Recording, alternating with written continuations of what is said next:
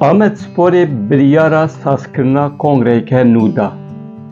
Serokê Ahmet Sporê Aziz Elaldı ji serokatî vekişiya. Anha wê çawa ve. Ahmet Spor bûbû şampiyon û derbasî Lîga Yekemîn bûbû, yani lîgek jortir. Sala pêşiya me rewşa wê hê zehmet e. Wê çi bike? Wê kongreyê de çi be? Wê lîstikvan çi bikin? Berî em bersiva van pirsan bidin, em pêşî hinekî çawa bû şampiyon li wê mêze bikin. Ahmet Spor par bi duruşma em ê bibin şampiyon dest bi lîgê kir. Hin hefteyan bi ser ketin, lê dema hatin hefteya 19 yani nîvê salê 36 puan bûn û 7 puan ji yekemînê komê dûr bûn, dirêza sêyemîn de bûn. Ji ber vê kulûbê peymana xwe li gel teknîk direktör Serdar Bozkurt betal kir û tîm teslîmê teknîk direktörê nû Mesûd Bakkal kir. Piştî vê yekê Ahmet Spor her ber bi pêşve çû, di dawiya salê de bi 81 puanan bû şampiyon û derbasî Lîga Yekemîn bû.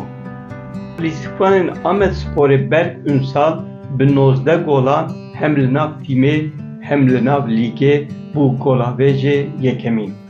Çekdar Orhan jî bi 15 asîstan dîsa hem li nav tîmê hem li lîgê bû yekemîn. Em anha li balafirgeha Stenbolê ne. Em herin Amedê. Sibê merasima kupa girtina Ahmet Sporê heye. Ahmet Spor wê kupaya xwe bigire, em ê jî pîroz bikin. Piştî kupayê helbet konser jî heye. Ahmet Spor derbasê Lîga Yekemîn bû, lê êşên wê hê zêdetir bûn ji ber ku Lîga Yekemîn hê tiştên wêdetir dixwaze ji wan. Tiştên zortir. Niha wê çawa be? Wê kulûb kongreyê çêbike, serokek û rêveberiyekî nû hilbijêre.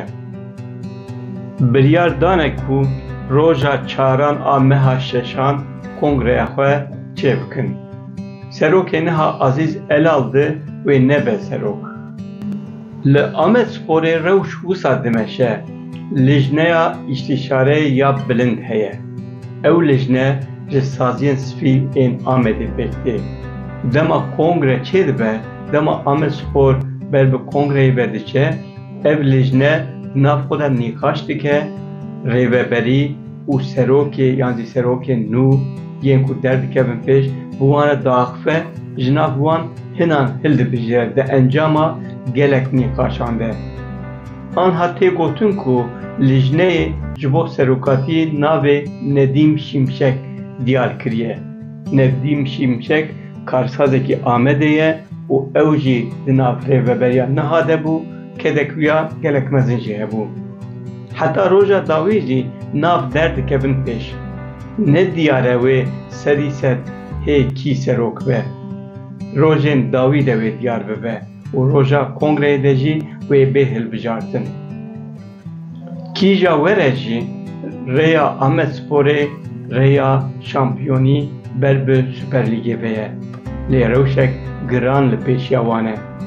Hem di Lîga Yekemîn de lîgek dijwar e û hem perekî gelek mezin lazim e.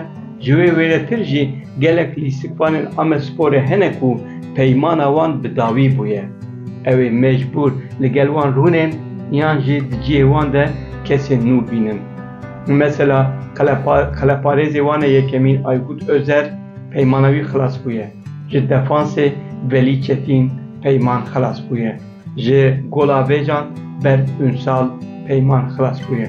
Dîsa Oktay Aydın, Enes Durmuş, Gökhan Aslan peymana wan hemûyan xilas bûye û ew ê çawa bikin, ew ê lîstikvanên nû çawa bibînin, ew ê tîmek nû û serketîtir çawa amade bikin, ev pirs hemû li benda bersivanin. Li gel vê yekê peymana li gel teknîk direktör Mesûd Bakkal jî bi dawî bûye. Biya min divê li gel Bakkal bidomînin, lê ev bi xwe jî pirskirêkeke ji ber ku hûn çûne lîgek jortir û divê hûn zêdetir pere bidin. û kongre, di kongreyê de wê rêveberiyekî çawa bê hilbijartin, ew rêveberî wê bikare ve bersiva Lîga Yekemîn bide yan na, ev hemû li pêşiya Amedsporê ne. Rewşa dawî ya Amedsporê ev e. Em hêvî dikin sala pêşiya me wê bi ser bikeve û derbasî Lîga Süper yanê Lîga herî mezin a Tirkiyeyê bibe. Em nizanin wê çi bibe, lê hêviya me ew e.